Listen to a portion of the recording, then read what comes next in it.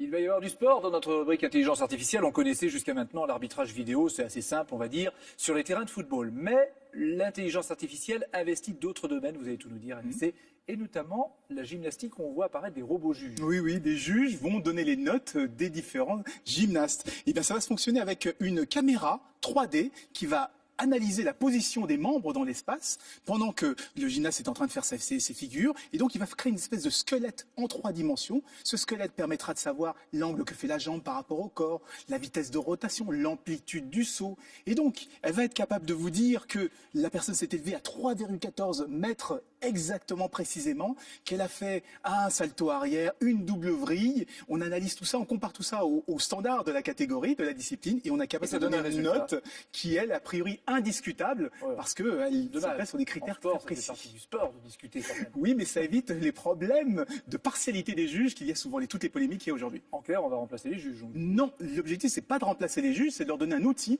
pour leur permettre de rendre des décisions un peu plus objectives, un peu comme le Hawkeye ou la VAR au football. L'arbitrage vidéo au football. Exactement, parce qu'aujourd'hui, quand on regarde ce que font les athlètes, ils sont capables de faire des mouvements extrêmement rapides, de plus en plus complexes. Le robot, il a intérêt à être souple aussi. Voilà, exactement, les juges passent leur journée à analyser justement les angles que font les différents membres de différentes personnes qui font les exercices. Et donc, l'idée, c'est de les aider. Mais comme tous les systèmes d'assistance à l'arbitrage, il y a toujours des polémiques, évidemment. Il y a des gens qui contestent ça. Et pas des moindres, parce que Nadia Comaneci, vous connaissez Nadia Comaneci, c'est la première personne à avoir eu un 10 en gymnastique. Eh bien, elle se demande comment on va faire pour juger, comment les machines vont faire pour juger une personne qui invente un nouveau mouvement ou qui repousse un peu plus loin les limites. Et c'est une des raisons pour lesquelles ces systèmes vont servir à l'assistance des juges plutôt qu'à les remplacer. Alors pour l'instant, c'est en phase d'essai ou c'est déjà utilisé en compétition? Alors c'est déjà utilisé depuis plusieurs mois dans différentes compétitions internationales. La prochaine, ce sera les mondiaux, les championnats du monde de Stuttgart en octobre prochain,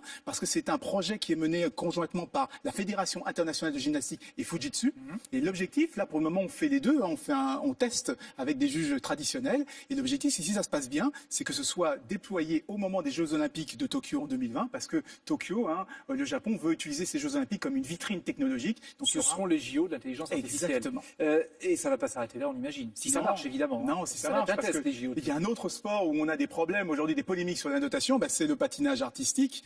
Eh bien, on se souvient de la polémique qu'il y a eu l'année dernière aux Jeux Olympiques de Pyeongchang, avec le couple français, le couple canadien, avec un arbitre canadien. Qui s'est approché du score canadien. À quelques centièmes de notes. Eh bien, c'est pour éviter ce genre de choses, pour que le sport revienne et que l'art revienne, qu'on veut utiliser des outils qui fassent en sorte que les décisions soient plus objectives. Qui aurait pensé que les robots et l'intelligence artificielle soient aussi sensibles que les humains pour juger le sport? On y est en tout cas. On y est. Merci Anissé.